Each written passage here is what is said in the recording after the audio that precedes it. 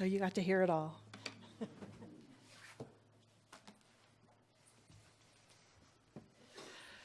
Good morning. So, as we said last week, it is the season.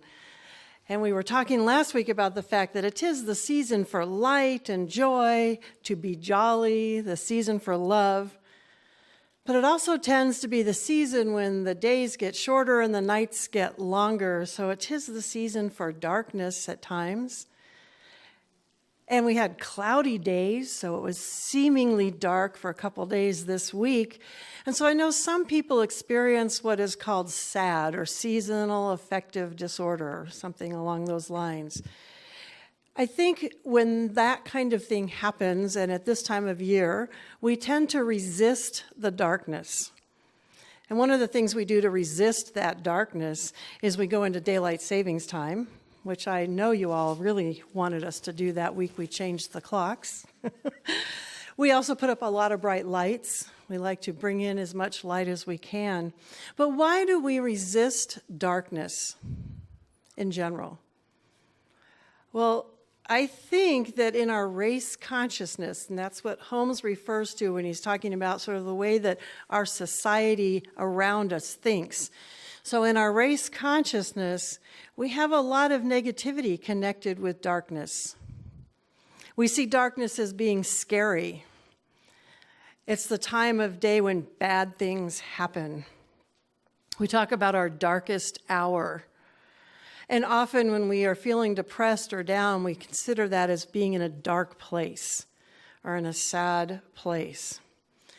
And so as I thought about what we teach, that main thing that you hear over and over, to change your thinking can bring about a different experience or change our lives, how can we take that race consciousness around darkness and do what I'm thinking of, or the way I've started to perceive it, as sort of flipping it on its head?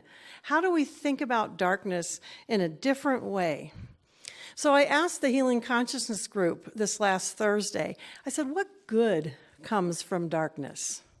And the first response really quickly was life. Yeah. And then people started sharing. Some of them talked about how they had grown the most during the darkest times of their life, that they had gained their greatest lessons during some of those difficult times or those darkest hours.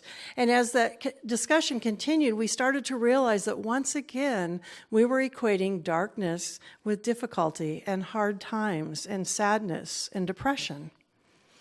And so I think that we often consider what happens in darkness is equated with suffering. And so I wanted to read to you what Ernest Holmes has to say about suffering. He says, suffering may be salutary in that it leads us to a place where we learn that it is unnecessary.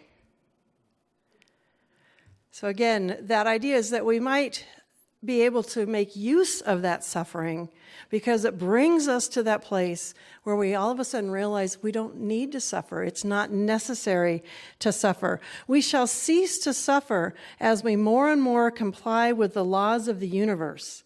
All suffering is the result of some infringement on these laws.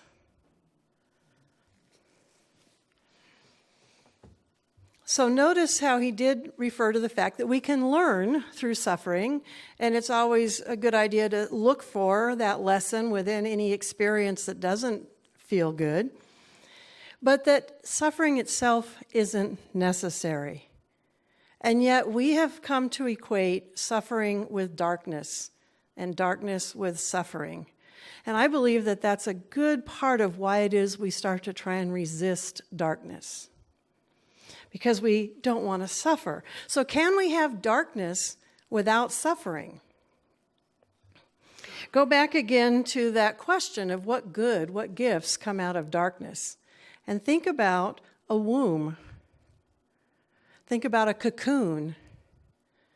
Think about a seed in the ground. And then also think about what happens when we close our eyes and go within. When we meditate, we're closing out the light. We're moving into that dark space within us where we can connect with who we are. We block out all of the distractions, and we move into a place in meditation where we keep our eyes shut and go within. As the reading that Lillian did for us said, wisdom is beginning in the void, and the void is dark, is that place where all comes forth. Also consider what happens when we sleep, that regeneration, rejuvenation that takes place, and most of us, I believe, sleep best in the dark. So again, think about that darkness as a place that's like a womb, a place where there's regeneration, a place where new birth can start to take place. New life springs forth. As we were discussing this, we also talked about how darkness makes a really good backdrop for light. We see the stars better when it's dark out. The stars are out right now, but we can't see them in the daylight. But the stars are out at night, and we can see them against the backdrop of the darkness. We often light candles. We put a fire in the fireplace. We create that mood that we like. We call it romantic or homey. We do that when it's dark. And if you've never seen any of Jim Rogers' work, you need to go look in the calendar, at least look. He's got a couple pieces in there.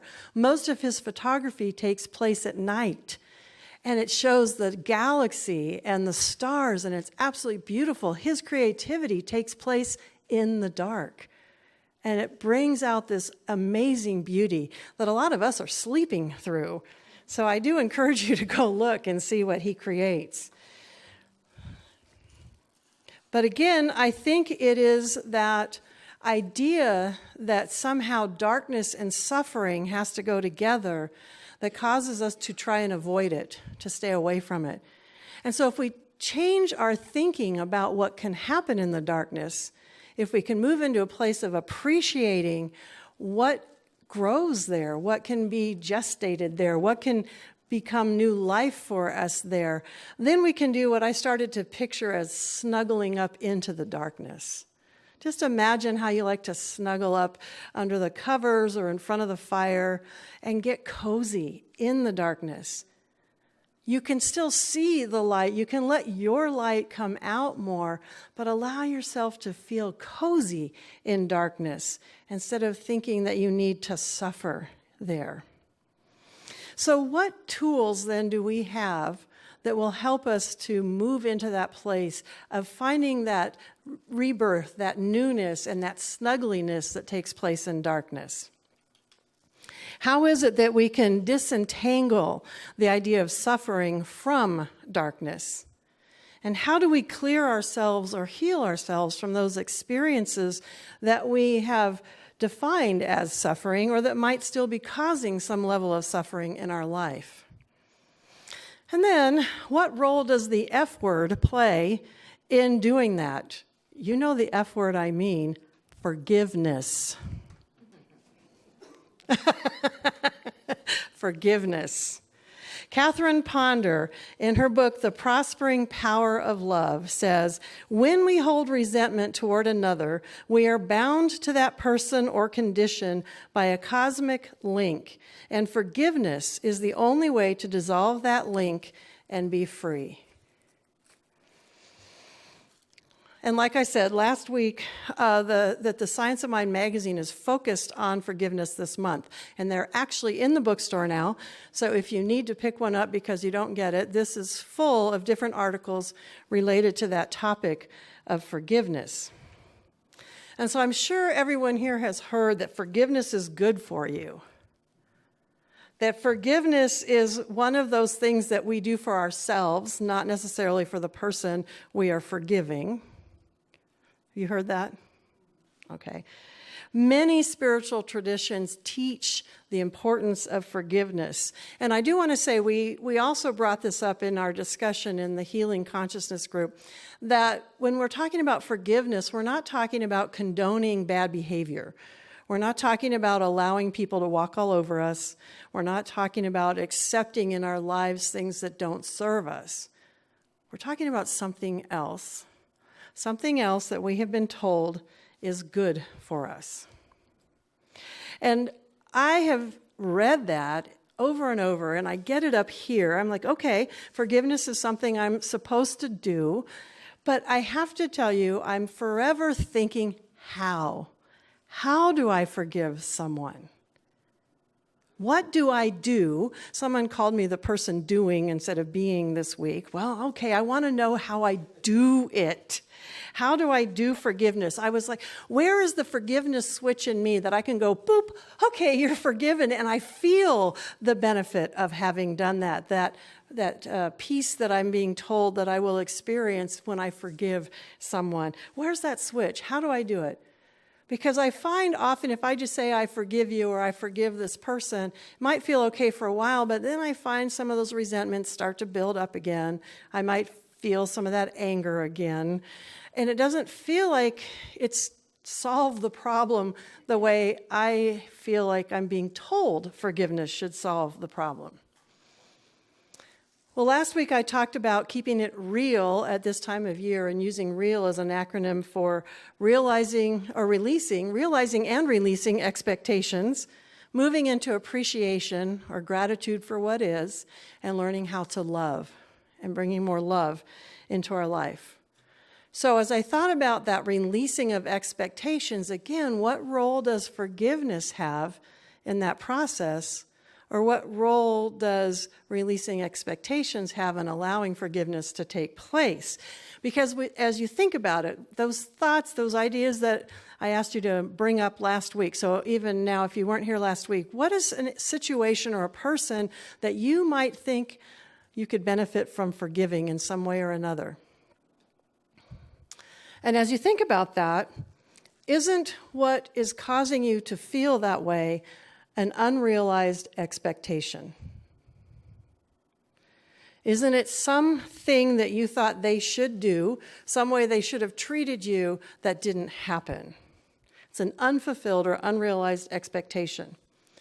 Even if you go back into childhood, as we think about it, we have expectations, especially as adults looking back, on how a mother and a father should have behaved, how siblings, friends, partners, spouses, co-workers, we have expectations on how all these people should behave.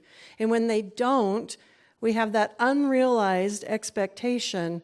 And then we go, oh, I need to forgive them because they didn't do what I wanted them to do in that situation. Isn't that usually, it's very simplified, but if you think about it, aren't most areas where you feel the need to forgive something where that person didn't meet an expectation on some level or another? So up until I started putting this talk together and thinking about it in different ways, I had started to believe, or I did believe, that forgiveness was the key to releasing those expectations, the key to healing mentally, spiritually, and emotionally, the key to moving on and letting it go. In fact, in this magazine, Reverend Dr. David Alexander says in his article, Cracking Open Our Hearts, why is forgiveness so necessary and emphasized by all spiritual paths? It is essential because it is the cleansing practice that keeps our hearts open to the vibration of love, our inherent nature. And that was part of what's in the reading, too. What kind of cleansing practices do we have so we can keep our hearts open? Well, I figure that most of you thought then if I'm going to talk about forgiveness, which I promised you last week I was going to do, I would be telling you the same thing. But I had an aha this week. And that aha came as I started thinking about how do we heal? How do we heal if we have a cut or a broken bone or if we're ill on some level? How do we heal? How do I force my body to heal? I don't know how to do that. I can't do that in that way. What I can do is create an environment where healing can take place. So think about what you do if there's a cut. You clean it. We clean it out, we wash it, we remove any dirt. Then we might apply some kind of healing balm, whether it's an antiseptic or an antibiotic. If we've broken bones, we realign them. We hold them tight together for a while until the healing takes place itself. The bones reknit. And if we're sick, we create a healing environment, maybe through what we're eating or not eating, what we're breathing in, whatever it is we're trying to create, whether it's resting. We create that healing environment, but the healing itself takes place by itself. So now consider again an emotional, spiritual, relational injury that you might have experienced. And we want to heal with forgiveness. But I'm starting to believe that that forgiveness is like healing. I can't force it to happen. All I can do is create an environment where healing, what we would call forgiveness, can take place. Most of these teachings say you need the forgiveness first, and then the love is what comes next. And yet, when I thought about where's my love switch, I actually know where that is. I've got a way to go within and reconnect with feelings of love. I can picture people that I love, my partner, my family, my dogs, little entities that I love, all of you. And as I do that, I can move into a space where that love switch turns on. I shared with you last week that I've started practicing what I'm now calling my love practice. And I've still been doing that, where if you weren't here last week, what I'm doing is I start with I love life, I love myself, and I start naming people in my family. I love the center. I love everyone who comes into the center, and I name all the board members, the practitioners, the volunteers, the people that I see, that I greet on Sunday, the people who come in and get coffee during the week. And I just start seeing their faces as I say their names. I even told a couple people this morning I could still see their faces, and I hadn't remembered their names. But this is a practice that I've started doing. And what I found is that every now and then a name to go with a face would pop in of someone who I found really challenging. Someone, sometimes in my family, who I might find difficult to get along with. But what I also found is that I have already named all these people that I love. As their name pops up, it was easier to just bring them into that heart space and say, yes, I do love them. I didn't dwell on what happened, what the drama is. Yes, I love them, and brought them into that heart space. Edwene Gaines talks about forgiveness as being what we need to do with those who we have moved outside of our heart. Those are the people we need to forgive, those that we can't let back into our heart.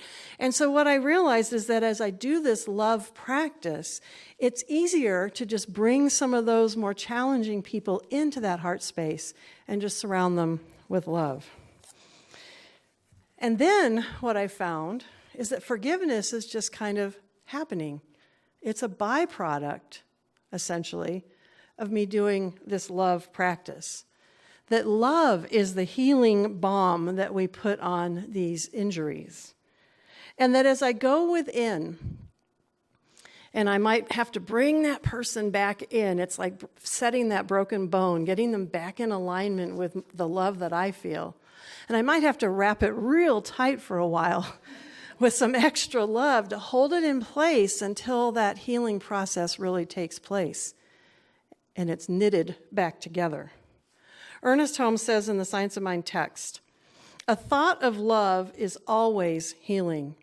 If the practitioner has a full realization that love fulfills all the laws of life, that there are no restrictions, no burdens, no inhibitions in love, which is the very life within, healing will follow. And then I noticed, because I was looking up everything I could find that Holmes had to say on forgiveness, I found that there were two places that Holmes quoted from the Bible, and it's from the book of Matthew, where it says, "To him who hath loved much, much is forgiven." And the first context that Holmes quotes that in is, he's saying, one of the first things to do is love everybody. To love everybody. Love is the grandest healing and drawing power on earth. To him who has loved much, much is forgiven. And so I thought about that, and I realized that the sentence isn't, to him who forgives much, love is given. The sentence was not, forgiveness is the healing power, the grandest healing power. It is the opposite. Love came first and forgiveness second. To him who loves much, much is forgiven. I think that's been interpreted often to be, well, if I'm a real loving person, then if I slip up, I will be forgiven easily because I'm a real loving person. But as I read it again and as I looked at that sentence, it doesn't say you will be forgiven or you will be able to forgive others or that person. It just says much will be forgiven. Like forgiven just happens. And that's what I started to realize, that if I focus on love and my love practice, then the forgiveness just starts to move out. It just becomes part of what happens. And so we have tools that can allow us to learn how to love more. And like I have shared with you before, that idea of how to love much, I really encourage you to try this practice. Even if you only say the categories, I love my family and I love people at the center and I love the people I work with, because you don't have time to name everybody. It's amazing how you start your day in a different space when you spend that time just naming everyone you love. So again, as we move into that time of darkness, I encourage you to spend some of that healing time in there. I love, I love. The other practice was already brought up this morning, which is the Ho'oponopono mantra. And I think many of us have heard that before and are familiar with it. And Lillian explained some of it. And what I found interesting was that the ho'o is like the word to in English. It's put in front of a word to turn it into a verb.